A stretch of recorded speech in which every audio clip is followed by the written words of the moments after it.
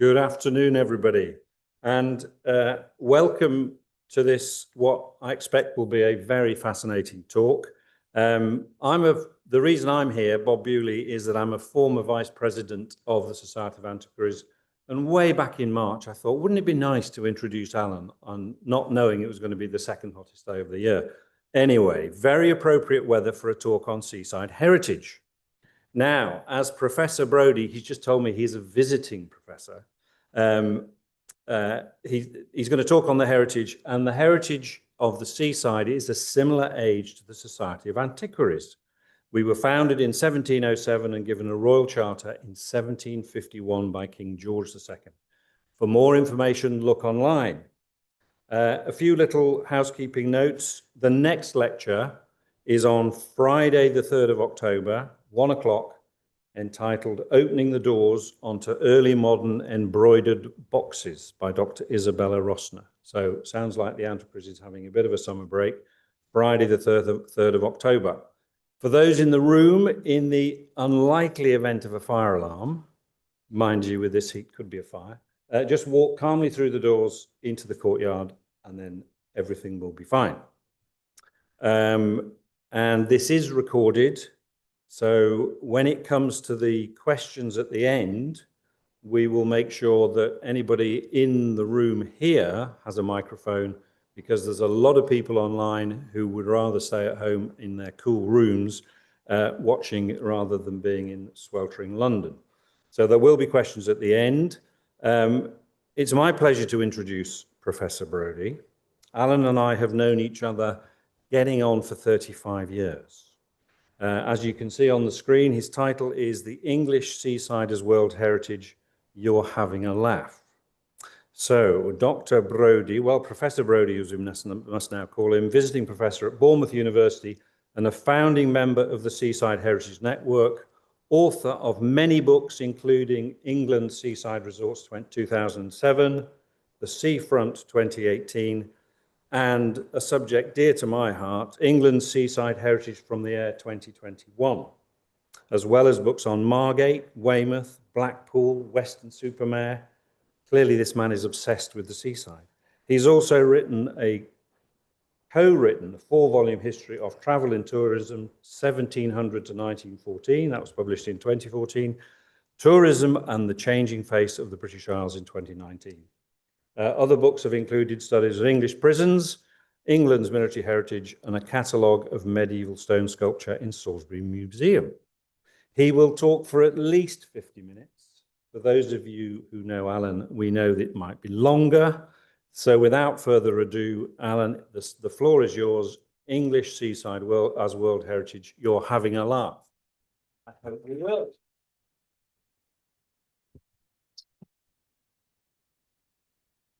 Well, I tell you what, it's a lovely day to be in this room, isn't it? I mean, this is the best air conditioning I've had for a long time. Yes, thank you for that introduction. I'm going to undertake the crazy task of trying to justify why I believe that the English seaside should be considered for a place in the pantheon of World Heritage. This country invented the popular form of leisure, and access to it for the masses represents a vital stage in history. And where England led, countries around the world have followed. I'm being quite specific about England. You may know that I'm a Scot, but I'll have to concede it's England this time. While I believe that the English seaside might be sufficiently significant to seek World Heritage inscription, would anyone want this recognition with the responsibilities and costs that it would incur? But what I want to do is very briefly just talk about the Seaside Heritage Network. I'm one of the founding members of this network. We started coming up for 3 years ago, and we're all just volunteers. It's something we all believe passionately in. And we wanted to give a voice to the seaside. We wanted the seaside to have a distinct identity. There's quite a lot of activity about the coast, but we wanted something quite specific about the seaside. And what we wanted to do was to bring together individuals with a shared interest in the seaside, get people talking about it. We wanted to celebrate the seaside heritage, and we wanted to raise the profile by giving it a collective voice. And I'll come to how we've been doing that in a moment. How did we go about setting up this network? Well, to begin with, we just did it via social media. We just tried to get people interested in the topic. But once we got a website, we started to do online seminars.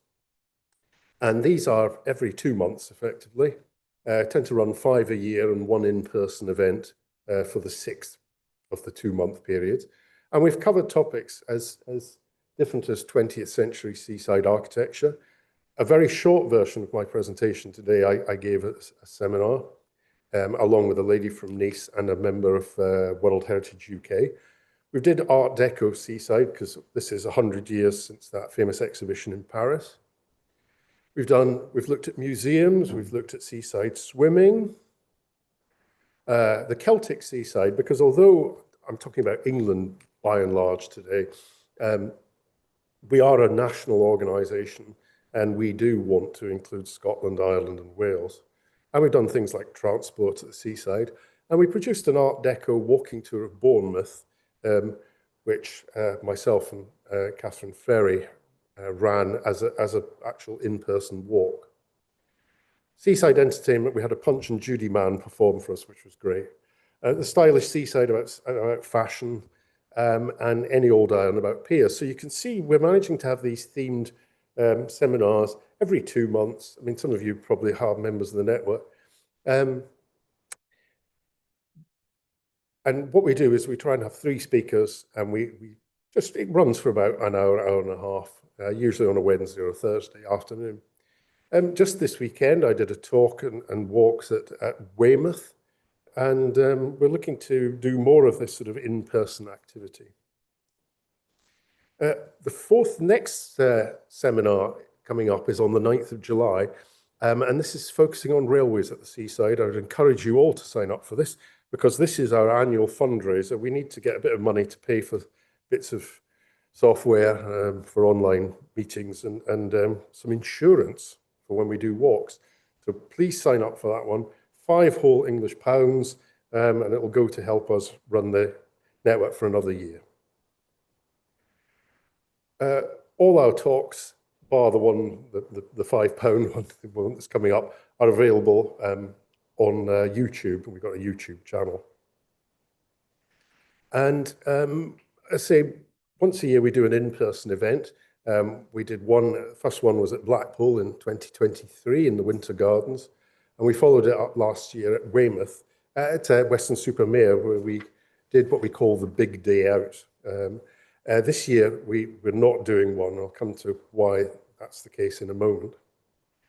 And one of the things we do to generate sort of public interest is to have a thing called the bucket and spade list. So what we do is we get people to nominate places, things to do with the seaside, and ask people to vote for what they think is their favourite. And so we do that each year. And we've just literally today announced the 10 that are on the bucket and spade list for 2025. So I'd encourage you to go onto our network website and have a look at that.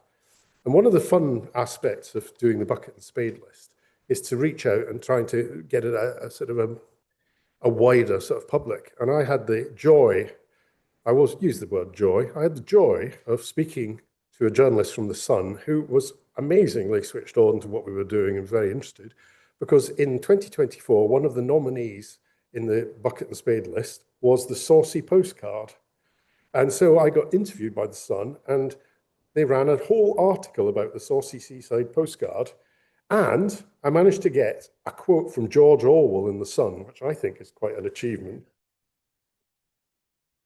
The reason we're not doing one of those popular big day out events was that we had an event at the Charterhouse this year in June, just about a month ago, where we're looking at issues to do with the conservation of the English seaside, and had a very good day symposium there. On the more serious end of our activities, we've given evidence to the all-party parliamentary group, which disbanded at the last election and has now been reformed, and we gave evidence to them, which then led on to us giving evidence to having a meeting with Lord Parkinson handily Lord Parkinson of Whitley Bay. So we thought we were pushing at a fairly open door there. And a couple of the ideas we put forward to the APBG and the Minister was to find some funding to do something like the Historic England Heritage Action Zones, to try and do some of that sort of activity to really improve the quality of parts of the seafront of resorts. And rather mischievously, I came up with the fact that this would therefore be the Seaside Heritage Action Zone, also known as SHAZs, which I thought would be rather amusing to hear people talking about. And the other idea that we put forward to both the APBG and the Minister was the idea that the English seaside could be suitable for inscription as World Heritage Site. And so for comic effect, I give you Giza versus Jaywick, just to make my task even more difficult today.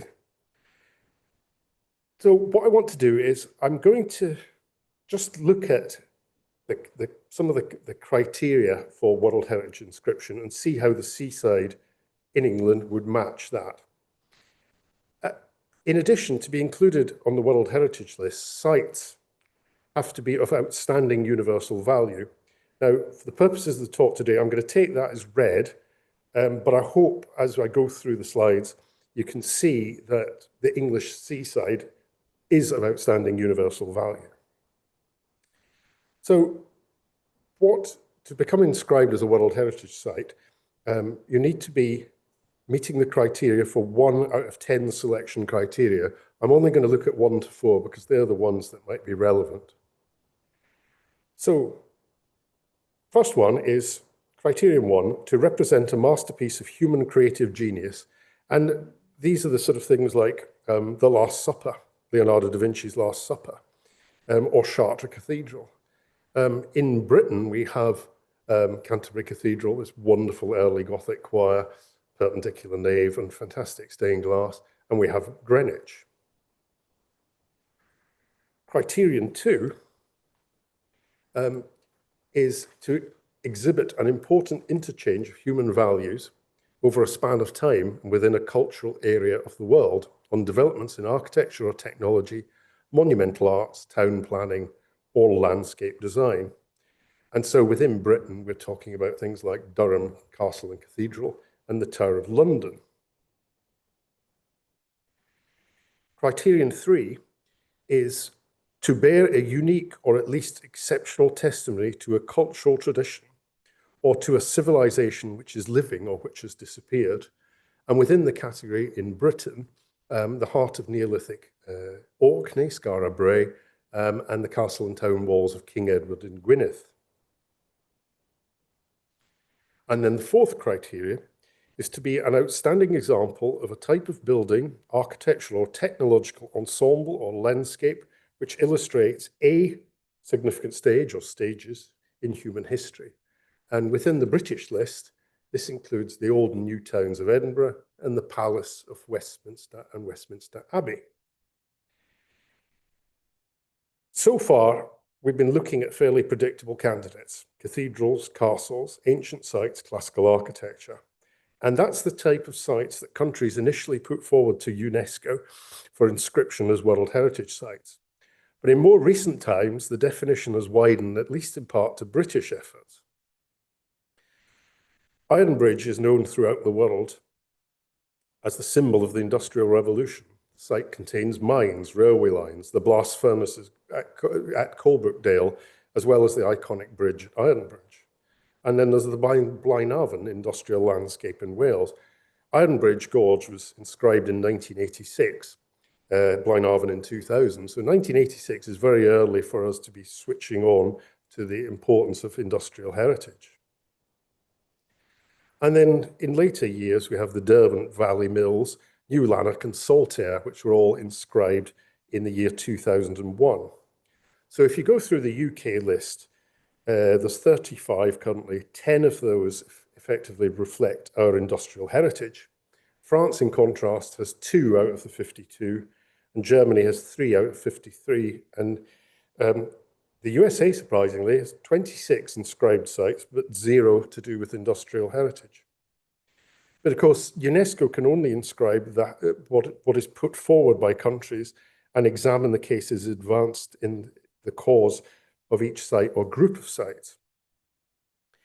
The examples of World Heritage I've looked at so far have been old or ancient, but in recent years, the modern has begun to be recognised. In the USA, the 20th century architecture of Frank Lloyd Wright was inscribed in 2019. Now, this is what they call a serial property, i.e. it's a series of sites stretching around about 1,000 miles across America, from New York to the architect's home in Wisconsin. And it's only a fraction of his output, but it's a selection of these sites. And these groupings don't have to be just national, they can be international. So in 2016, the architectural work of Le Corbusier was inscribed, and this contains sites in Argentina, Belgium, France, Germany, India, Japan, and Switzerland. So UNESCO is now looking at these serial properties in a much more sort of, well, they're being offered them and they're accepting them. Increasingly, groupings rather than single sites are being inscribed, and among the most recent are the funerary and memory sites of the First World War on the Western Front, and the Schum sites at Speyer, Worms, and Mainz. Schum is an acronym for the Hebrew initials of Speyer, Worms, and Mainz. And it's astonishing that, well, it's not a huge amount, but much of this sort of medieval Jewish heritage has survived in Germany.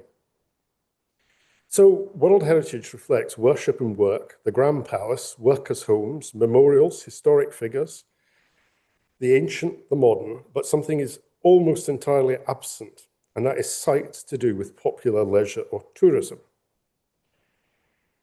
There may be places on the list where people go for leisure and sightseeing, but actually places created for popular leisure are, as you will see, almost totally absent. Yet leisure is an important part of people's lives. According to the Office of National Statistics, in March 2023, adults in the UK spend an average of nearly 4 hours each day on entertainment, socialising, and other free time activities. However, that figure does include 2¼ hours sitting in front of the television. So leisure's significant, but holidays are also very important. These are two graphs from ABTA, and they're just showing the number, the percentage of people and the average number of holidays taken. And you can see the obvious blip going down there, which was for COVID, but you can see how substantial those figures are. In 2019, immediately prior to COVID, the National Coastal Tourism Academy recorded that coastal tourism in England consisted of 21 million overnight domestic visits and 169 million day visits, supporting 210,000 related jobs. The Great Britain Tourism Survey of 2023 found that 15 million overnight trips to the seaside meant it was worth £4.2 billion. So this is a big part of the English story. It's a substantial industry. Yet there is only one, and I'm going to use inverted commas, British seaside resort that is a World Heritage Site, and that is Nice. Nice was inscribed as Nice, winter resort town of the Riviera. And UNESCO's site says, from the mid-18th century, Nice attracted growing numbers of aristocratic and upper-class families, mainly British, who developed the habit of spending their winters there. The Camin des Ingles, a modest path which had been created along the coastline by British winter visitors in 1824, subsequently became the Promenade des Anglais. After the city was ceded to France in 1860, and thanks to its connections to the European rail network, an increasing number of winter visitors from all countries flocked to the city. Now, what's important here is that the emphasis is on winter, and I'll come back to that in a moment. In the accompanying English press documentation, this is the opening paragraph. Tourism is today a major economic and civilizational phenomenon. A According to the 2018 report of the World Tourism Organization, it involves nearly 1.4 billion people, generates 10% of global GDP, and continues to grow. Although its consequences sometimes represent risks to heritage preservation, the example of Nice demonstrates how tourism can also produce original heritage. It is worth noting that none of the properties currently on the World Heritage List are concerned with the theme of tourism as such. In this regard, Nice's nomination explores in an original way a new sphere of world heritage. The outstanding universal value of Nice property therefore concerns its nature as a new type of human settlement, thus meeting the needs of criterion 4. Now, what's interesting is that when Nice was first considering getting inscribed as a World Heritage Site, the original inscription was Nice, capital of Riviera tourism, suggesting that it led the way in the invention of the seaside phenomenon of going to the warm Mediterranean and basically of creating the seaside. Now, that was the situation in 2015 when people working on the Nice bid met the English seaside. I was invited to join the International Scientific Committee. The French love a scientific committee, even though it's got nothing to do with science. So I was on the scientific committee, and Julie gave a paper in the worst imaginable schoolboy French, exploring two versions of the English seaside resort as embodied by Brighton and Blackpool. Apologies. This led to a visit to Brighton in 2016 by Nice's puzzled lead researcher who couldn't believe what she was seeing.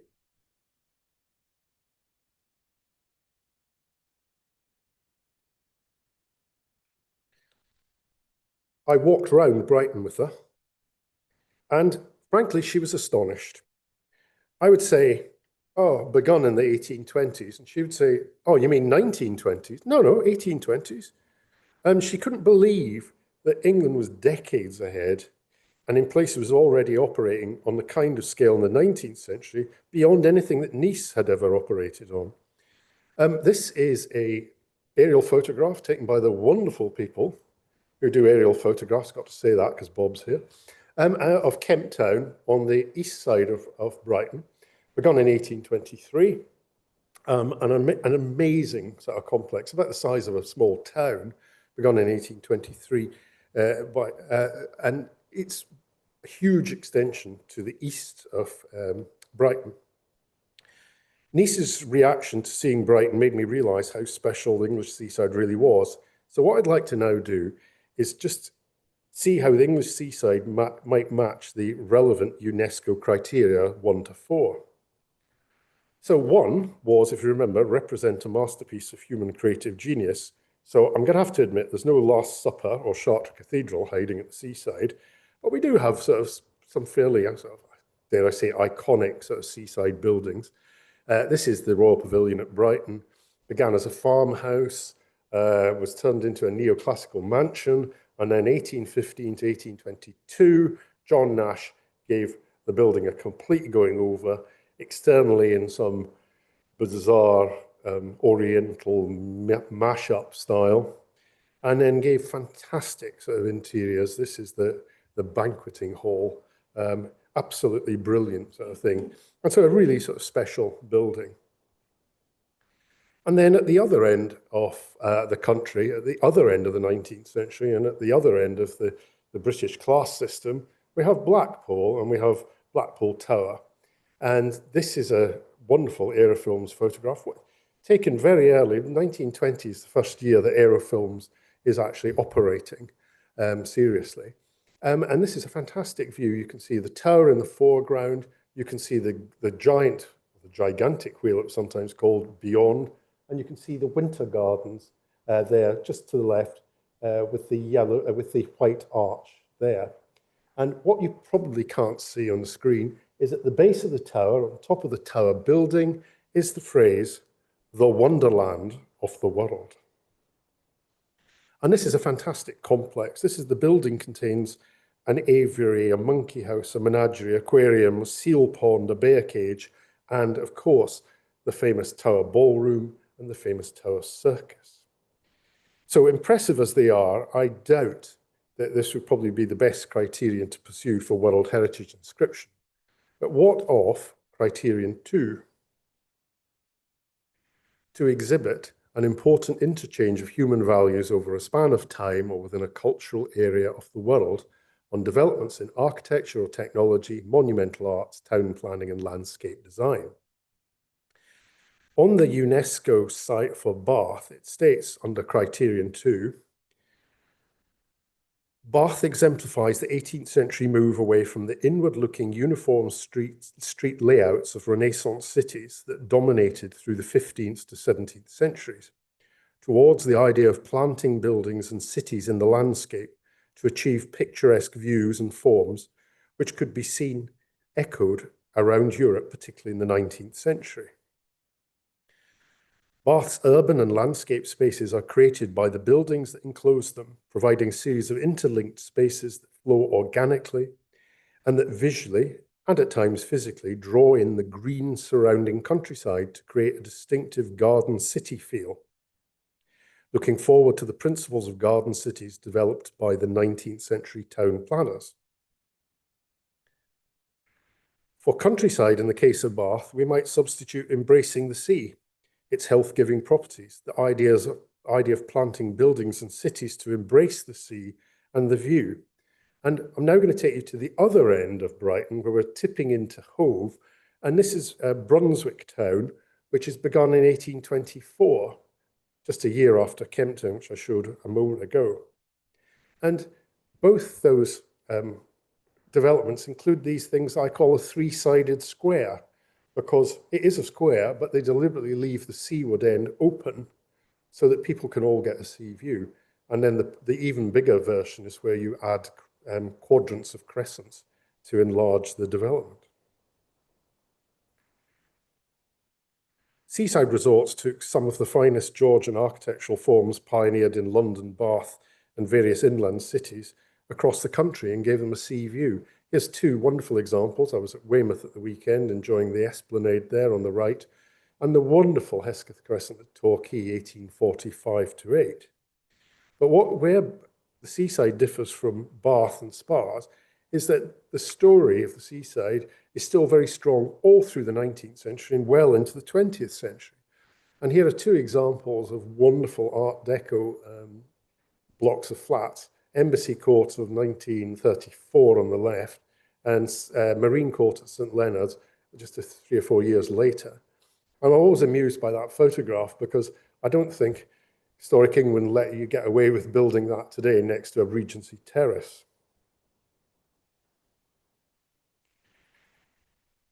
And this brings me to criterion 3 and the greediness of Bath, because Bath isn't happy just to be inscribed once as a World Heritage Site. It's also part of a more recent serial transcription, a transnational one called the Great Spa Towns of Europe. And this is, criterion 3 is to bear a unique or at least exceptional testimony to a cultural tradition or to a civilization which is living or which has disappeared. And so Bath is inscribed alongside Vichy in a number of other places. And what I want to do now is I want to look at part of the inscription for this Great Spa Towns of Europe. And what I'm going to do is I'm going to read it out, but I'm going to illustrate it with pictures of the seaside. So this is the inscription, part of the inscription for the Great Spa Towns of Europe.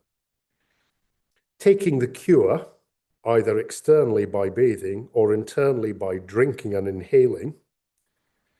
They used to drink seawater, sometimes mixed with wine, sometimes mixed with heated milk. Sounds absolutely revolting. And this involved a highly structured and timed daily regime and a combination of medical aspects and leisure. These are two of the sea bathing hospitals that survive in England, one at Margate and one at Southport. So medical aspects and leisure, including entertainment and social activities. For example, gambling, theatre, music, dancing, as well as taking physical exercise within an outdoor therapeutic spa landscape. And then on the left here is the Empress Ballroom at the end of the 19th century in Blackpool Winter Gardens, and the fantastic Hippodrome Circus at Great Yarmouth in 1903, including one of those tanks under the circus ring. So the second half of the show is performed in water. It's an absolutely great thing to go and see. And I hope what I've done is begin to see how some of that inscription is ticking boxes by using the Seaside's images. And I want to come on to the next paragraph.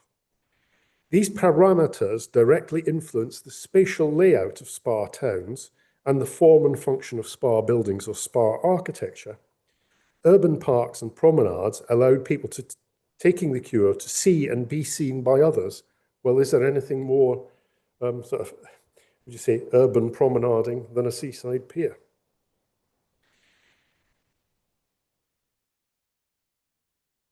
With regards to Nice, when Icamos was reviewing their bid, this was the one that they were considering.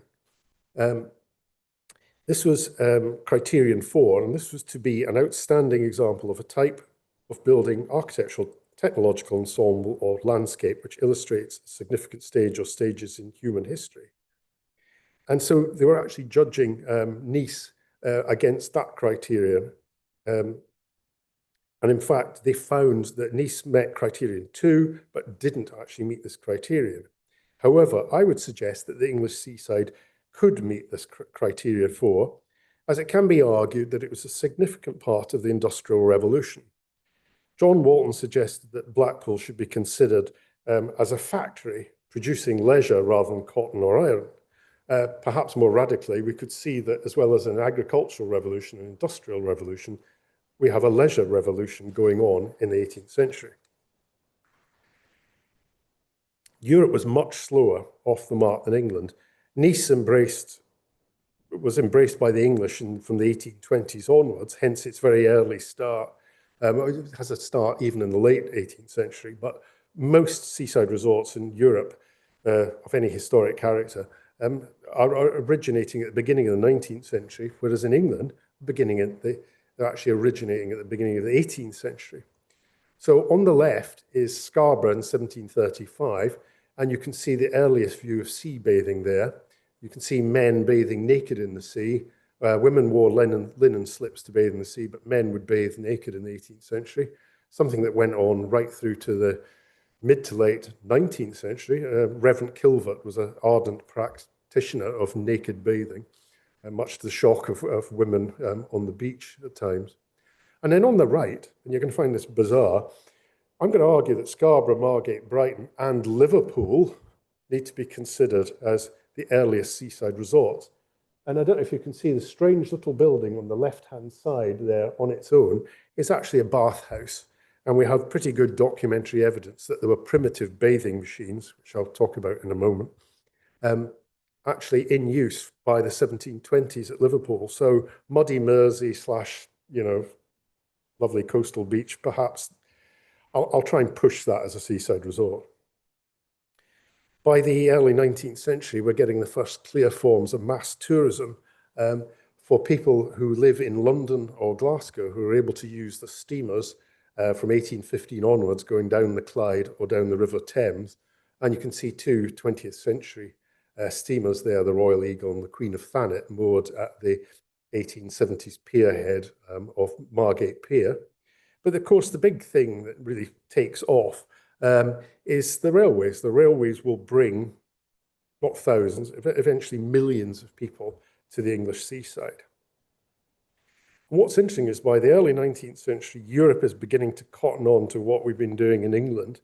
And interestingly, it was the cold north of Europe, rather than, it was really northern France through to the Baltic, rather than the warm Mediterranean south, that started mostly to ape English practices and import some features from the English seaside resort to use in their developing resorts.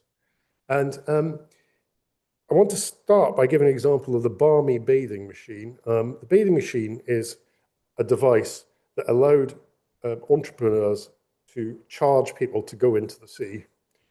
So if you've got a spa, you've got water coming out of the ground, you put a fence around it, you can charge people to drink the water or do whatever they want with the water. The seaside, the sea being all around us, can't do that. So medical writers would say that you must only bathe in the sea under medical supervision, and you should do it using one of my bathing machines. And there you can see on the bottom there, you can see it as late as 1900, you've still got bathing machines. But the first reference to a bathing machine is almost certainly 1721 at Liverpool. And by the 1750s, the bathing machine has developed into what that strange image is there, where the poor horse drags this machine out.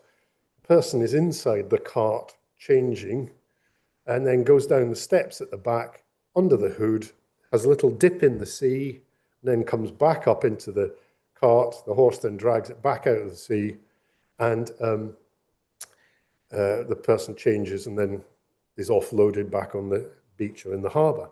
Now,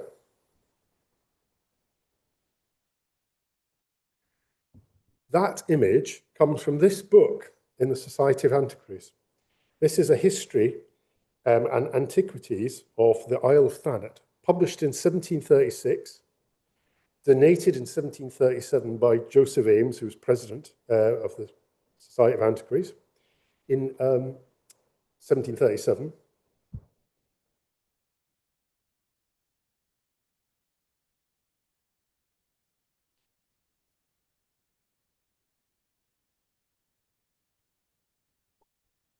And there we have it. This was a drawing sometime 1753 onwards, because this type of bathing machine only. Type of bathing machine with the canopy only came into existence in 1753. And that is literally stuck towards the rear of the book. And so if anybody wants to come up afterwards and have a look at it, I'll leave it open there. And I was astonished when I was first doing my research on the seaside to discover that. I was reading this book hoping in 1736 he would mention something about going to the seaside, and it was becoming increasingly clear there was going to be no mention.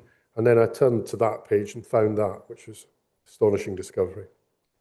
But I just give this as an example because when the seaside phenomenon spread from Britain to England to the rest of Europe, the bathing machine went too.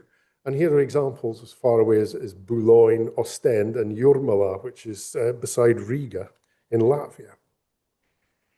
Another English-British phenomenon that spread to Europe was the seaside pier. And here's Blackpool, the only place genuinely with 3 seaside piers, and a nice historic photograph of the southernmost of those, the furthest one, the Victoria Pier, also known as the South Pier. And we have great examples like Cromer and Brighton around the country. The story of seaside piers is a bit more checkered in Europe than in Britain due to Adolf Hitler. Building the Atlantic Wall, the Nazis destroyed countless numbers of piers, and including the one at Nice, which was a particularly magnificent one, but was dismantled in 1943. But of course, the flip side is, of course, it led to new piers being constructed, like Scheveningen in the Netherlands in the 1950s and 60s. And then there's the sea bathing hospital. This is something that began in Britain, but doesn't really take off much in Britain, but there are umpteens of sea bathing hospitals around the continent. And it's a phenomenon that was embraced much more strongly in Europe. Now, if I'm making a case that the British seaside is really good, why has nobody thought of doing this before? Well, in fact, Blackpool did try to do this, and it submitted its bid in 2010 to be recognised as the sort of foremost sort of working class seaside resort and the beginning of that whole sort of approach to working class tourism. And of course, it was met with the Blackpool World Heritage. You cannot be serious. But the Blackpool, they did make a case, and I went and revisited their documentation, and they were saying that, you know, basically, what benefits do you think World Heritage inscription would bring? And essentially, it ticked every box, and it was going to be a really positive thing for Blackpool. They submitted their bid in 2010, just before the general election that brought in the Conservative Lib Dem coalition. So it probably wasn't the right time to be trying to get a World Heritage Site inscribed as being a working class destination. So Blackpool was saying that there were going to be great benefits, and I looked through some of the material, and some of the more recently inscribed World Heritage Sites think it's a very positive thing. And so Amandine Crépin, the director of the Champagne Hillsides Houses and Cellars Mission, was very sort of effusive about how much impact being inscribed as a World Heritage serial property was, how important and how beneficial it was for tourism to the Champagne region. However, at the other end of the spectrum, an Italian journalist called Marco de Eramo coined the term UNESCO side in 2014, saying that being added to the list could be the kiss of death, and all too often cures the disease by killing the patient. And that's the sort of problems you have at places like Venice and Dubrovnik, which are World Heritage sites. But I would just point out that this doesn't just, it isn't just World Heritage sites. That's Trieste. I remember standing in the square at Trieste and saying, "What's that huge, ugly office building there?" And my friend said, "No, that's just a cruise liner, you can see." It dominates that historic town. So what I would argue is that, there might be risks, but there might be advantages as well. I mean, particularly catching the eye of foreign tourists. So, of course, the foreign tourists come to Britain, they want to go to Bath, Edinburgh, York, London, Stratford, and have their pictures taken there. But I would argue that, I mean, why wouldn't people want to? So on the right, there's somebody in I think it was January, in Bath on the right. And these are pictures I've taken of Weymouth in January and Weston-super-Mare in February. And these are nice places. These are nice historic towns. They'd be places well worth seeing. So this is something we could do to actually, promote the seaside to a new audience, a wider audience, an international audience. So inscription as a World Heritage Site could be really positive for that. But, I mean, there are obviously issues about being inscribed. You have to, it's not so much that there are any new regulations, but you do face much greater scrutiny about new development and investment in new aspects of the site, the town, the city. And Liverpool, as you may know, has fallen foul of UNESCO. And Liverpool's head of Heritage Preservation and Development said Liverpool didn't need it. And he argued there was no evidence that delisting would negatively impact tourism. One local architect said it was obviously a loss of recognition from a heritage perspective. If you speak to the average Liverpool resident, they may not have been aware of the World Heritage status or really appreciated that it had any value. So, being inscribed as a World Heritage Site will come with responsibilities. And, England specifically has been put on sort of watch lists because of concern about development in London in particular. What was interesting was that reading through some of the material, you find that for a country like Britain, or even a fairly prosperous city, there'll be quite a bit of administrative cost to actually be a World Heritage Site. But what was interesting, I found this quote here from a spokesman talking about Kenya's historic towns that are a World Heritage Site. And he said, "We are trapped by their rules, but there are no funds," referring to UNESCO's regulations around the changes that can and cannot be made at or near World Heritage Sites. So I think for us, it probably wouldn't be that big a problem, but this is something that people would have to be aware of. And with tightly squeezed sort of local council budgets, any of the towns or cities that might want to be in a trans-England serial property would have to be able to justify spending that money. So what I would like to argue today was that this popular form of leisure, mass tour, represents access for the masses to tourism for the first time in world history. And that I think that the English seaside should be included amongst the pantheon of World Heritage Sites. We have fantastic Georgian heritage. There's the Royal Pavilion on the right, and in contrast, a beautiful little house of 1766 at Margate, retirement home there, which is a lovely little house. We have great Victorian heritage, from the grand hotels to the things like the Winter Gardens and Blackpool Tower. We have amazing interwar buildings, from the Odeon Cinema at Blackpool through Dreamland at Margate and the casino at Blackpool Pleasure Beach. We have Blackpool Pleasure Beach. Blackpool Pleasure Beach has more pre-1939 fairground rides than any other park in the world, and more pre-1939 rides than any country in the world, apart from the USA. And in the form of Sir Hiram Maxim's captive flying machine of 1904, that is the oldest fairground ride that is still operating in the world. So I think I can make a strong case, but to use a ghastly media term, might being on the journey be better than actually arriving at the destination. And I put in the lovely cliff lift at Scarborough, 1875, and Volks Railway at Brighton, the oldest operating electric railway in the world.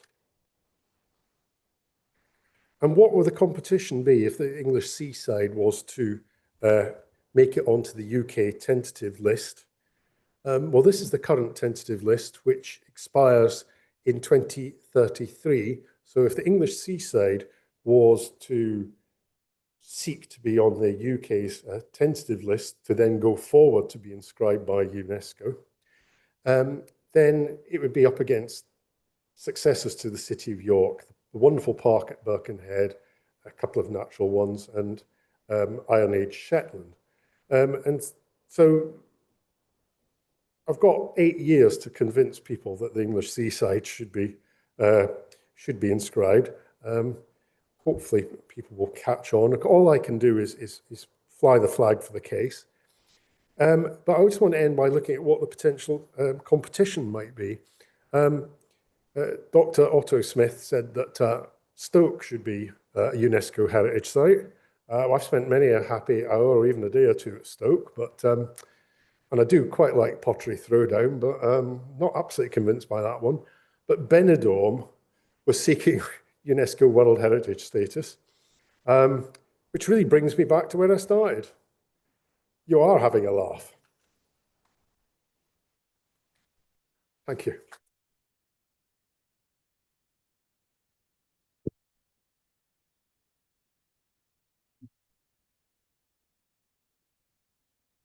Thank you, Allan. That was brilliant. All the questions I wrote down, you answered in the last 2 minutes. So now I'm stuck. However, 2 questions. You didn't mention Dreamland Margate. Tell me about Dreamland Margate. I did mention Dreamland Margate. I showed the cinema of Dreamland Margate, right, rather than the actual fairground. Yeah. I have a great affection for Dreamland Margate. Good. I'm glad. Maybe I'm sorry I missed that. But then you also said that you've got 8 years to convince people. Yeah. That maybe there should be World Heritage Site status for seasides. Yep. How's it going? I ran this past World Heritage UK, which is the organisation that is effectively the trade body for World Heritage Sites in Britain, and got a very favourable response. I got a very favourable response from the APPG and from Lord Parkinson of Whitley Bay. Of course, then with the new government coming in, I've got to start it all over again with them. I think the bigger task will be to catch I had somebody at Brighton who was very interested in this, and then she went and got a different job, which was just typical. So whatever you sort of I'm trying to just get people talking about it. And, you know, eventually I hope to sit in front of Chris Bryant and say, well, this would be a good thing to do, wouldn't it? And then, because of course, the Seaside Heritage Network is 5 people with no money. So we can't do it, but we can fly the flag for the seaside and get people interested in it. Before I open it to the floor, how many people in the room agree with Professor Brodie that we should start a campaign or continue his campaign to make the seaside towns World Heritage status.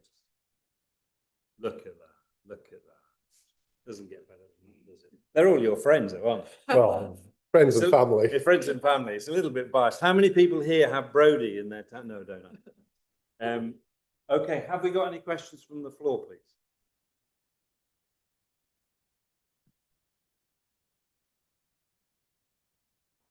Thank you. Hi, my name's Paul Doe. I'm very interested in how we revive our seaside resorts. And I've noticed that many of the buildings that you've shown pictures of are in spanking good order. They're well looked after. And I'm not sure if you're talking about individual buildings at the seaside or the seaside as a whole. Because if you look at the revival of seaside resorts, what we need to start doing is knocking down a lot of the 60s and 70s planning disasters that we built when we knocked down Regency and Edwardian and Victorian buildings and constructed monstrosities. And we need to get rid of those and build innovative, interesting, superb architecture that matches some of the things that you've spoken about. So how would UNESCO listing affect that sort of dream? I don't think it would, because I mean, it would shine a greater light on the thinking that was going on. But essentially, any development, if say Brighton and Blackpool and Margate and Great Yarmouth were the four that became the serial property, I think there'd be others. Development within those areas would obviously be under more scrutiny, but it would still have to go through the same sort of planning legislation and scrutiny that you have within Britain. But you would also then have UNESCO looking over the shoulder saying, well, really, you shouldn't be doing that. But they don't impose any new regulations as such. It's just, it's more laser focused on things. And of course, Liverpool were warned by Historic England. It wasn't just UNESCO who did it. They were warned by Historic England repeatedly that, you know, the development was encroaching on the World Heritage Site. And likewise, Historic England have been very concerned about development, you know, encroaching on the Tower of London and Greenwich. So, in a sense, it wouldn't add any extra problems, but it might just make them more obvious, more visible, if you like. But I will have to stand up and defend some 60s and 70s stuff. I mean, I have to, on behalf of Elaine Harwood, say, oh, you know, you may come to love them eventually. Thanks, Paul. Yeah, that's very good. Can I just add one of my questions, and I think you've addressed it, is that almost I'm at the position, or I was at, say, 12:30, that does any place in the UK benefit from World Heritage Site status? And I say that in a sense with a heavy heart, but also from experience. However, I'll let you answer before I... Well, I mean, I've looked at the material that I could find, and it's a mixed picture.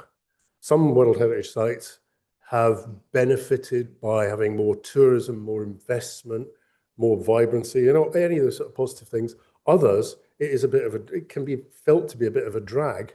It is a mixed picture. And there was, I can't remember when it was a DCMS report a few years ago, which did just say, these ones are finding it positive, these ones broadly neutral, these ones negative. So it's a real mixed bag.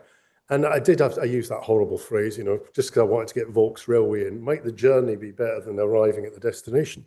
Because of course, you can generate some of the positivity about the seaside and about places by just doing this thing without actually then having to be inscribed. So, you know, but I think it's a kind of ambition that I think Britain, England specifically probably, should be thinking about. I think it's a subject that would deserve it. I mean, one of the reasons I was sceptical is that Britain, compared to so many other countries that want World Heritage, is so wealthy. However, you've hit upon something which is they need all the help they can get. If Skegness was on a list that was worldwide, more people would be careful what you say about Skegness. More people would go to Skegness, and that has to be a good thing. And our port. Okay. Sorry, Well, actually, Paul, I'll just interrupt there. One of the encourage you all to go onto the Seaside Heritage Network, have a look at our bucket and spade list. The 10 nominees, one of them is the Jolly Fisherman at Skegness. So people will be voting for that if you're a Skegness person. Any questions online?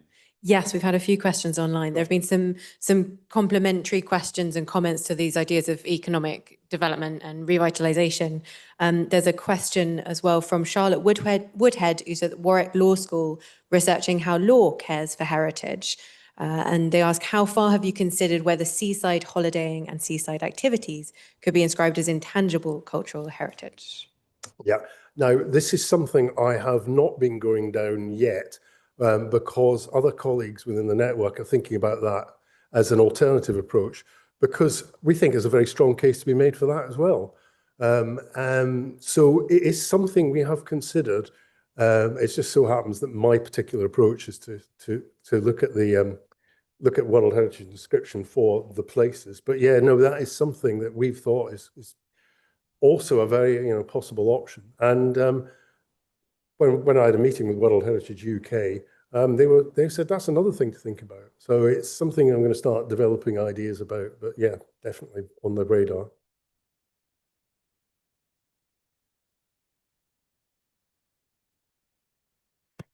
Can I take us, and by the way, thank you for a fascinating talk. Can I take us a little bit away from World Heritage status or UNESCO heritage status to the contrast between some of the resorts that you've highlighted, quite rightly, and the many others which are struggling so much? A couple of questions. Firstly, what is the approach that the Seaside Heritage Network takes regarding that contrast, and can it do anything to help the struggling ones? Yeah. Well, we think that what we can do is, we can't do anything practically, but what we can do is highlight the qualities of the seaside, the positive things about the seaside, and quite happily point out that there are issues. We're very happy to do that. We did, when we met the APPG and the minister, we were talking about that, about the economic problems. And it's very hard to split it easily. So you have some resorts that are doing really quite well, and you have some resorts that are doing not so well, let's put it that way. But you also get, within resorts, you get areas that are doing well and other bits that aren't doing well. So it splits that way as well.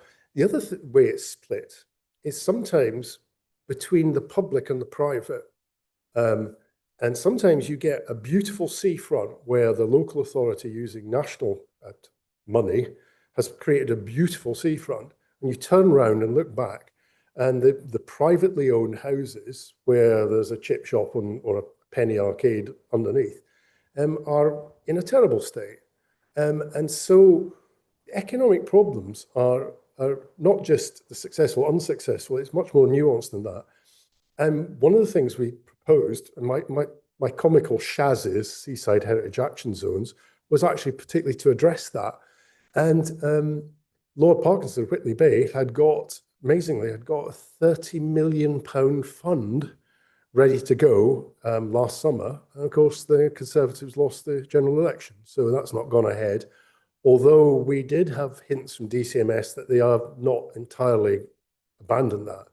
And what I think is important is that in certain key bits of certain resorts, it'd be really quite good just to smarten up some of that unregarded stuff, the less regarded stuff. So for instance, Weymouth, Weston-super-Mare had a heritage action zone and a high street heritage action zone, which helped to improve the image of Weston-super-Mare, which is one of those ones that's kind of half successful, half struggling at times. And just by smartening up a few buildings, just a little bit of improvement to the public realm, you can start to, it's a very slow process, just bringing things up, I'm afraid. So sorry for that rather long-winded, nuanced answer. No, but actually, in the spirit of a discussion, a lot of those things meet the criteria for things like the Heritage Lottery Fund, which I don't remember. And therefore, that's another reason why the journey itself is important. And I was thinking, I often think of Sillith, not many people would think of the lovely seaside town of Sillith, but that's an unfinished seaside resort because the Victorians ran out of money or were no longer Victorians. Yeah. And you could finish that one. Before we finish, I've got a question. Any more questions? Any more? Thank you. Sorry, I was just, you were saying about the journey and everything. I was just thinking about the effect on Bexhill of the restoration of the Delaware Pavilion. And my father lived in there, and it was almost instantaneous. Yeah. It went from being absolutely dead to being bustling, active, people coming from all over the area to come to the Delaware Pavilion. And it just that one building had such a knock-on effect. I want the same to be done for Great Yarmouth, please. Well, I want to share a shameful secret about the Delaware Pavilion. I went there to a celebration of its, would it have been 80th birthday, I think it was, after the reopening, and had to take part in ballroom dancing. And I want to apologise to that lady whose feet were trampled on by this elephant. But I agree. I mean, the Delaware Pavilion transformed the image of Bexhill in 1935. At the beginning of 1935, it was a kind of very, nothingy, quiet little place. And then suddenly this bombshell arrived right in the middle of an otherwise pretty undistinguished sort of resort. And as you say, it has had a really sort of positive impact on the resort. And it's amazing how one thing can just kick off something. Margate, for instance, the fact that they came up with the Turner contemporary idea, now it took about 10 or 15 years to recognise it, that helped to lift the old town up really dramatically. But of course, the greatest thing to hit Margate was the high-speed railway. And so connectivity, getting people to and from seaside resorts, I mean, if we can invest a bit more in that, that will help to lift resorts. Yeah, as the Vice Chair of the Mary Rose Trust in Portsmouth, we need a decent row over to Portsmouth. Now, before we finish, you raised the tantalising thought of what's your most amazing seaside experience. Now, you have the right not to answer this, but what's been your most amazing seaside experience? Well, funnily enough, I think discovering that picture. I mean, no, seriously, I mean, I've had a few tingly moments in my life. One was finding the records about this man who was a soldier in early 18th century Isles of Scilly. He was based in the Isles of Scilly. I found his records when he was fighting in Spain in the War of Spanish Succession. It's just astonishing, and eventually I'm going to publish all that. But I remember discovering that, and I just went, oh, and I thought, this is just such a, that's why I wanted you to all see the book. I then discovered that somebody had actually discovered it in 1858, and there's a little short note in Notes and Queries, but I'm still claiming it was me. So your tingling, tangling experience actually happened in London, not Seaside. Never mind, we won't know it. Well, I think That was I can say on behalf of everybody here, and I hope online as well, and I'm sorry if there were other questions, maybe Alan can answer those by email. Just to thank Alan for a really stimulating and thought-provoking discussion, presentation. So thank you very much. Thank you.